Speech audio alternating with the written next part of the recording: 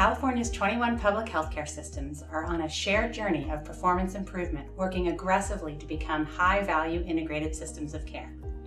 These safety net systems of hospitals and clinics serve a predominantly low-income, Medi-Cal, and uninsured population.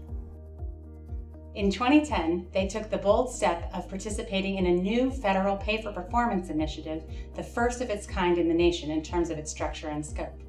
This 5-year initiative, called the Delivery System Reform Incentive Program, or DSRIP for short, leveraged the fact that public healthcare systems are in fact systems. They provide primary care, specialty care, inpatient, surgical, emergency, trauma, and burn services. The DSRIP challenged these systems to take their existing work to improve care to a whole new level, to improve care coordination, patient satisfaction, and ultimately health outcomes. Through the DSRIP, these 21 systems can earn up to a total of $3.3 billion in federal incentive payments. Public healthcare systems and counties provide matching funds for these federal payments. California was the first to implement a DSRIP and test this model of pay-for-performance in the safety net. Since 2010, 6 other states have adopted DSRIPs with programs that vary according to the unique characteristics of that particular state. The 21 systems in California that embarked on a DSRIP journey had a unique asset with the California Healthcare Safety Net Institute, or SNI, a nonprofit arm of the California Association of Public Hospitals and Health Systems. SNI brought together clinical and project leaders to share best practices, foster shared learning, and engage in collective problem solving. 4 years into the DSRIP, these systems have made significant progress in care coordination and in changing the paradigm of care from responsive to proactive. Their impressive results demonstrate that they are well on their way to making care more efficient and effective for patients, providers, and communities. Here are a few examples of specific projects underway through the DSRIP.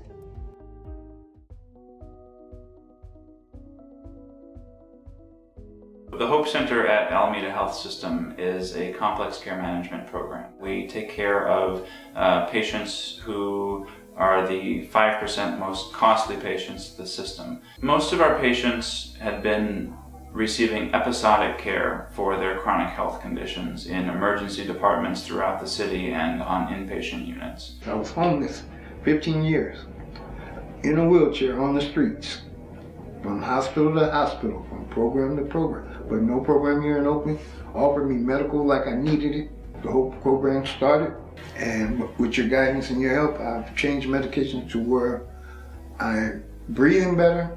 So our program has impacted the number of preventable admissions that patients have had to Highland Hospital, which is part of Alameda Health System. Comparing the 12 months prior to enrollment in our program to the 12 months after enrollment in our program, we were able to show a 20% reduction in admissions per patient per year and a 23% reduction in bed days per patient per year. This is a substantial impact and could only really be achieved with this interprofessional team that outreaches to patients and meets them where they are at. We've been able to really learn about what it takes to manage these high-cost, high-risk patients. I think that you guys are doing great, and with a little help and a little funding, you might can do better.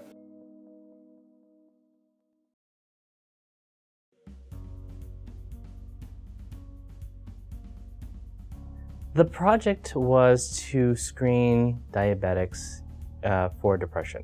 We know that depression is really common in our population in general. So the research would actually show that it hits about 10 to 11% of the people we see in the primary care clinics. We identified about 1,800 patients who are diabetic. Of those 1,800, we were able to screen about 780 of those patients. And so when a provider finds that there is someone who is positive for depression and is okay speaking with one of our providers, they'll page one of our mental health providers and actually see them within the hour. Having that warm handoff connection makes a huge difference for the patient in so many ways. The tools help me by keeping control of my thoughts. That helps with the blood sugar levels, because when I get angry, my blood sugars tend to go very high and I wind up in the emergency room. DISREP was actually key because it's the one program that, from the leadership of the executive management team to the managers to the medical directors, we all knew that this was something we can really band together around and make it work.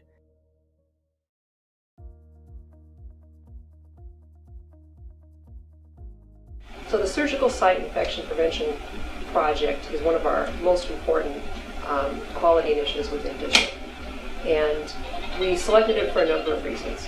First, surgical site infection is a major cause of patient injury and death. It's also the second most common type of hospital-acquired infection, and it impacts up to 5% of patients undergoing surgery across the country. We started really measuring the number of infections that we had and comparing that to national standards. We try to fix these guidelines or apply that recommendations from the CDC and from the AORN organizations that are very good recommendations. And we began to put these recommendations in place.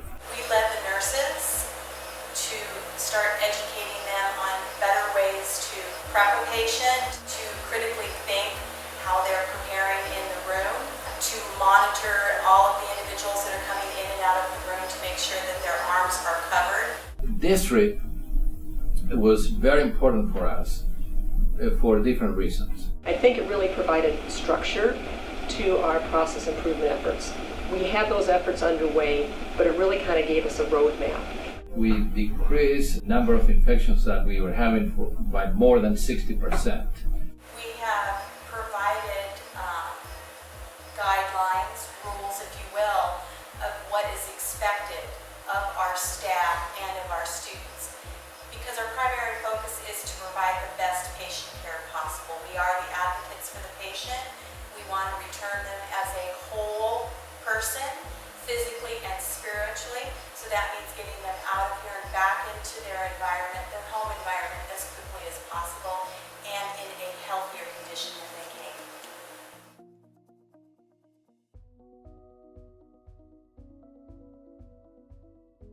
Palliative care, there's a lot of misconceptions about what palliative care is and what it isn't. At UC San Diego, we have a palliative care program that is really focused on patients' suffering and symptoms in the middle of an advanced serious illness. We have really switched our focus from just medical treatments, one after another, to more patient-centered care and focusing on the whole patient rather than just the task that we need to get done for the day. So a particular patient that really stands out in my mind was a young man who had been struggling with a leukemia for a couple of years. He was tired of treatment. At the same time, his family had been with him every step of the way, and they also had concerns that things weren't improving. And as we sat down and just talked about things, patient and family realized, we don't have to do this anymore. We can choose something different.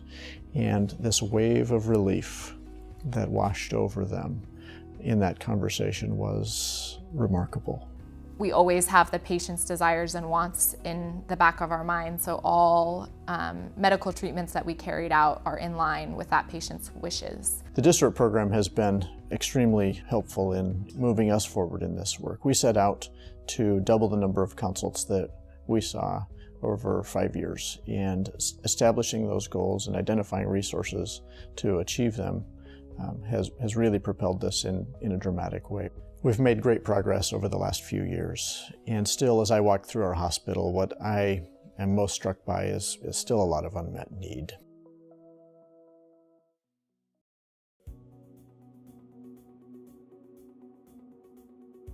In our organization, we have transformed our primary care clinics into patient-centered medical homes to provide a coordinated, team-based approach to our impaneled patients. Patients are assigned to a doctor now, and it makes it much easier for them because they know their history. They know why are they coming in. They know their diagnosis. They're being given quality care of time and the best care is needed. Initially, when I came here, it was frustrating. There would be different doctors. There was no consistency. Now I have the same doctor, and I have a rapport with him and his staff, and they know me already. To date, we've been able to impanel 388,000 patients across LA County into our medical homes. I believe our patients feel more connected to their medical home team. The doctor, he looked at me and goes, "Are you okay?" And I just broke down. And I said, "No, I'm not." And he goes, "What's going on?" I said, "My housing, my diabetes, I feel like I don't have no control." And I go, and I'm waiting, I need help. So right away that day, he got everything that I needed that day. He brought somebody in for the housing. He got me into a pharmacy to help with my diabetes. Ever since then, my diabetes has really dropped. And they give me kudos for that. Now that we've completed laying down this foundation, we're now able to concentrate on impacting the outcome of our patients' health. I think now our care that we provide our patients are more population-based and preventive-based. In fact, our data has shown that more of our patients are coming in to get their screening mammograms, and more of our diabetics are getting phone calls from our care managers to help them with their self-management goals. These are just a few examples of the great work underway in California's public health care systems. Even with these significant achievements, there is a lot more work to do, and the journey is not yet over. In order to become truly high-performing, integrated, competitive providers of choice, public healthcare systems need to build on these achievements and again take them to the next level to achieve the triple aim of better care, better health at reduced cost.